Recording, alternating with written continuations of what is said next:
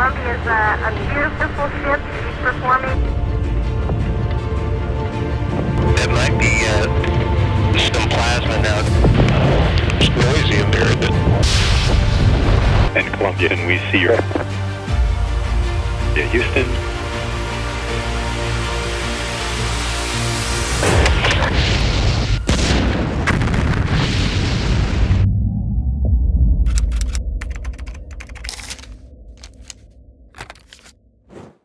In the vast expanse of cosmos, mankind has always reached for the stars. But what if I told you that a seemingly harmless PowerPoint presentation slide was responsible for a tragic space disaster?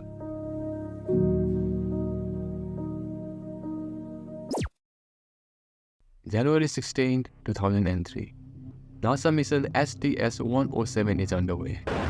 3, 2, 1.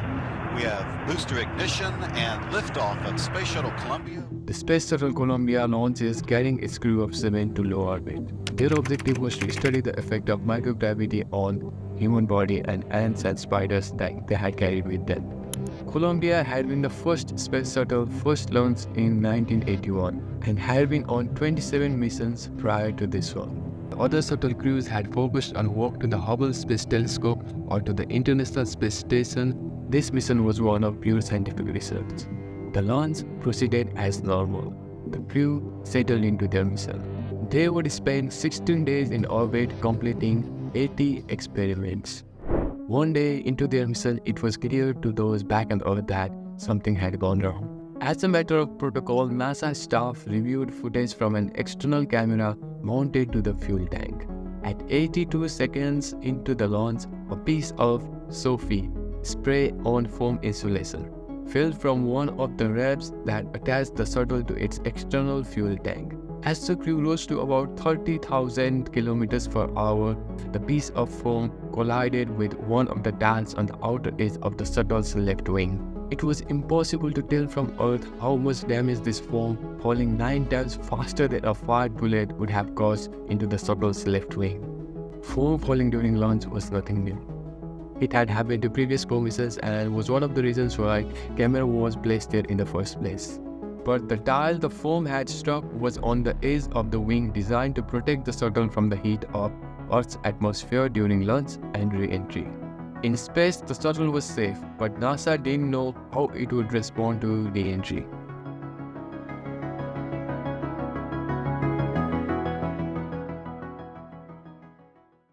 There were 3 options. 1. The astronauts could perform a spacewalk and visually inspect the hull. Number 2. NASA could launch another space shuttle to pick up the crew. Or 3. They could risk the re-entry. NASA officials sat down with Boeing Corporation engineers who took them through 3 reports, a total of 28 slides. The salient point was, whilst there was data showing that the dials on the shuttle wing could tolerate being hit by the foam, but this was based on test conditions using foam 600 times smaller than that had struck Columbia. This is the slide engineers chose to illustrate this point.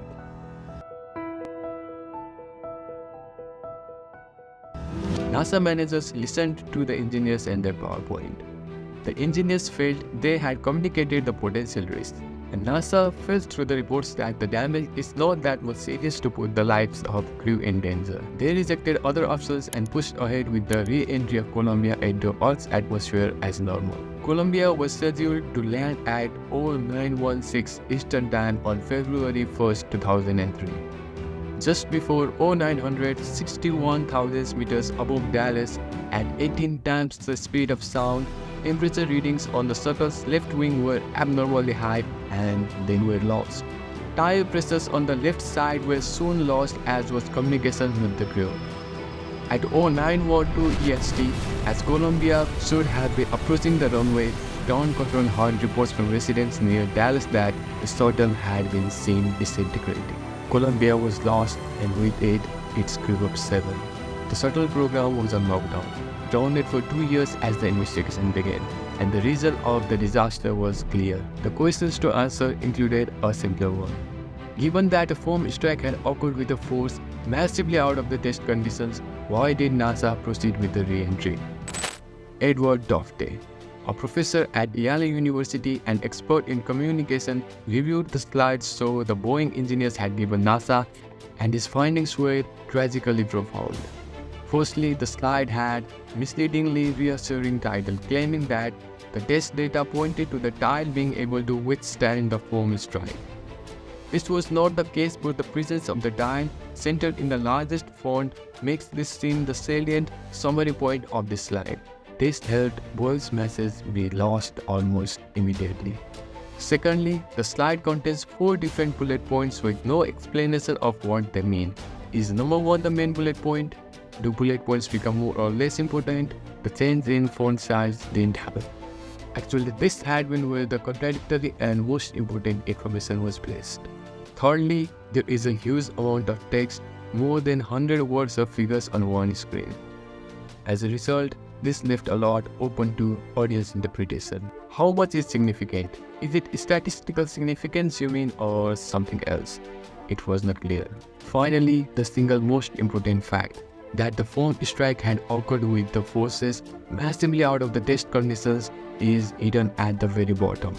This is in the smallest font and was lost. So this is how a poorly formatted PowerPoint presentation slide became one of the reasons for great destruction. Thank you so much for watching. Subscribe for more. This will Bikalpa signing off.